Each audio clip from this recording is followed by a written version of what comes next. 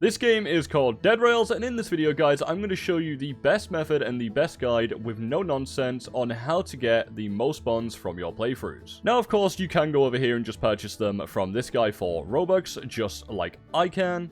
However, I'm going to suggest right now that you don't do that and you follow this guide to the T. Now guys, if you are new to the channel, remember to like this video, subscribe if you are new, if you want to see more content like this, and comment down below if there is anything I got wrong and if I should do an updated version later down the line. So the first place that we're going to want to stop is going to be at a town. Now the thing you're looking for inside of these towns are specifically the banks. So the main thing that you're going to want to look for while raiding a town is going to be these guys right here. Now they are specifically wearing these black top hats. Now bear in mind, while you're inside of a town, these are going to be filled with zombies to the brim. Now once you kill this guy, you're going to want to pick up his banknote and go over towards the bank. Now as you can see, I got extremely lucky with this game run, and I got 3 banks in particular. Now to actually loot a bank, you'll want to take the banknote up towards the door, or just remember the code yourself, and then you'll want to grab onto the wheel and turn it to the numbers that are required. And as you can see, just like that, I've opened up my bank vault, and you can see there are plenty of bonds to be found.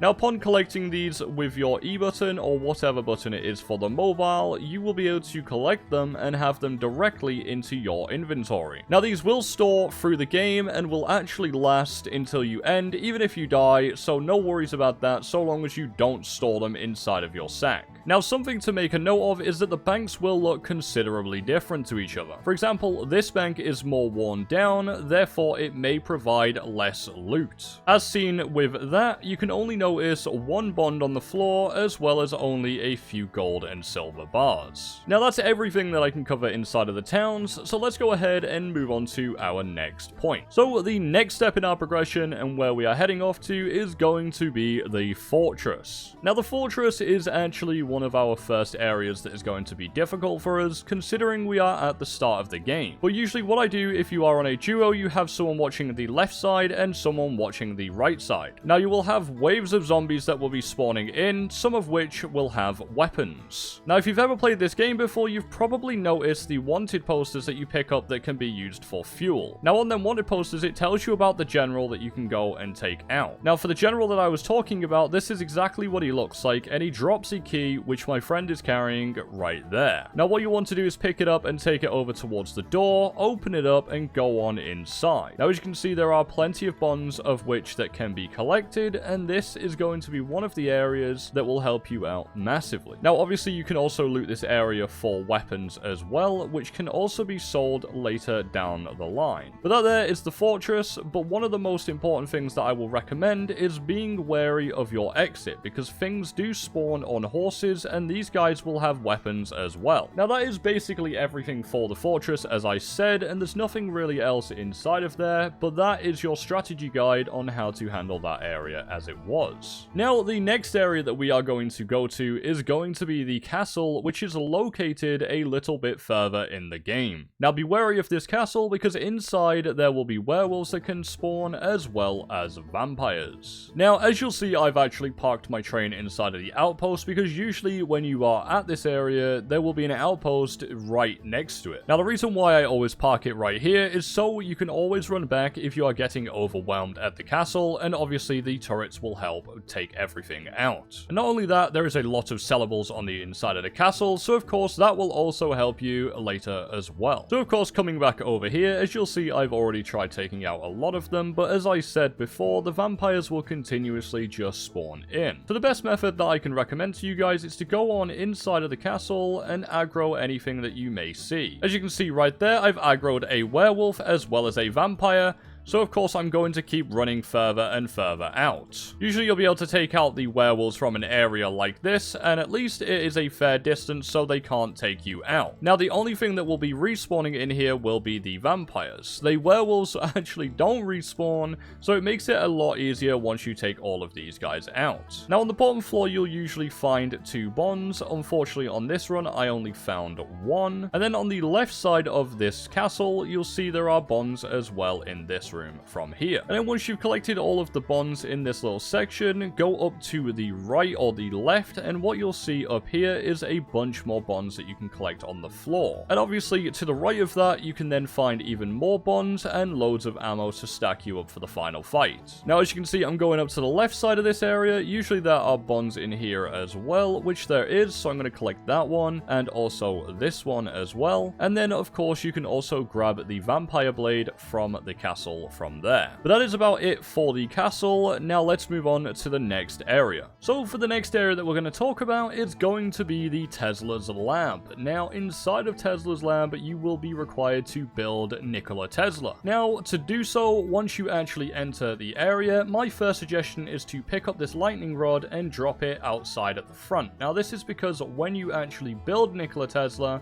you'll be required to dodge the lightning attacks. Now, of course, that obviously helps with everything as well, because outside there will be zombies that will be attacking you as well as the lightning. Now, obviously, as you can see what I'm collecting, this is every single part of Nikola Tesla that we actually need to actually build him. So in this area, you'll just have to go around and collect each piece that I'm showing you. Now, once you've done this, you'll want to come over here and move everything out of the way, and just place everything on here like I am. Now, after you've built him, you'll hear the ding and go all the way over to the right-hand side of this area, and what you should see from here is this lever. Once you've come over to the lever, go ahead and click turn on power, and you'll get started with the event.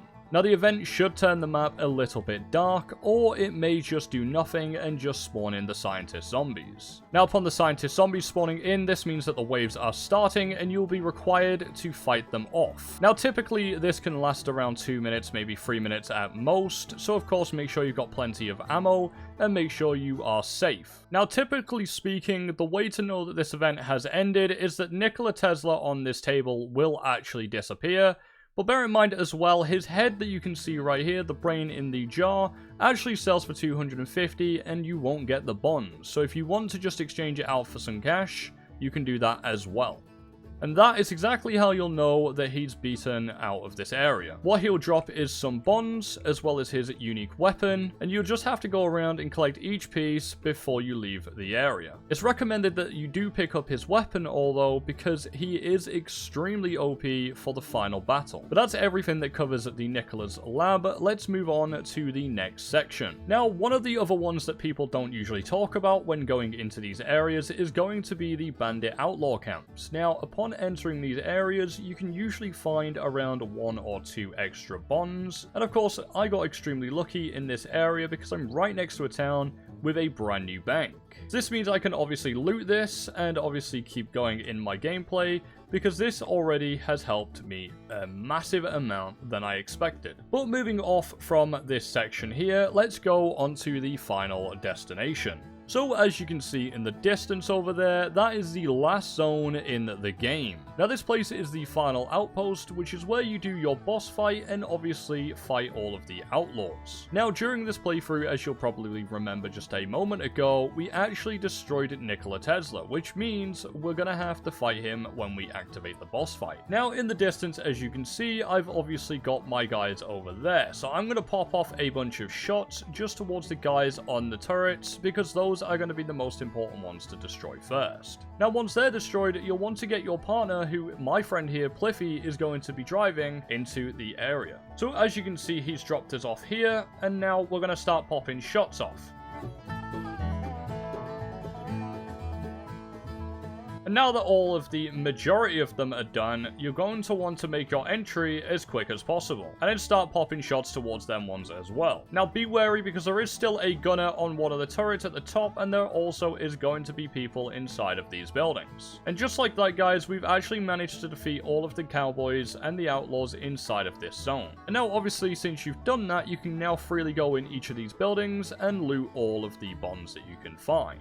Now, after looting all 8 of these buildings, I've found myself 10 individual bonds, which obviously I can go ahead and collect. Now, for the ending of the game, we're going to have to fight Nikola Tesla, but first I'm going to wait over the night and see what happens in the morning. So I've gone ahead and turned the crank over there and started the fight. Now, of course, all we have to do now is wait for Nikola Tesla to spawn in before we can actually do anything of damage. Now, what I've got my friend doing is he's going to be sitting down here, and he's going to be aggroing Nikola Tesla for me so we can do this fight a lot easier. Now, in my personal opinion, I'm going to say this now, I think this strategy works the best because I've never had an issue with it at all. But for Nikola Tesla to spawn, as you can see, he's right there. We're now going to wait for him to come over, and he's going to start to be aggroed on my friend Pliffy. Now, I can obviously start popping shots off just to get him damaged a little bit quicker, but of course, we're also going to be waiting for him to go towards my friend. Now, as you can see, my friend is going to be going around the back end of this building while also holding a snake oil. And he's going to be going all the way to the side, running around, and then inside the building. From here, he shouldn't be usually able to go inside the building. However, what we've managed to do is get him to actually stay in here. Usually he stays on the outside, but because he's like this, we've managed to keep him stuck. And there you go, he's now actually dead. And that right there, guys, is the end of the game and everything I can actually show you for this. And now, of course, all you have to do is wait out the timer, which is going to be another 2 minutes. And at the end of the game, you'll be given 10 additional bonds. So guys, thank you so much for coming and watching this video. If you guys have enjoyed, remember, like this video, comment down below if I've missed absolutely anything, just to help out other people, and subscribe if you'd like to see more content, because I plan to upload these more frequently. But that's about it, all I can tell you guys. Take it easy, and I'll catch you in the next one. Bye-bye.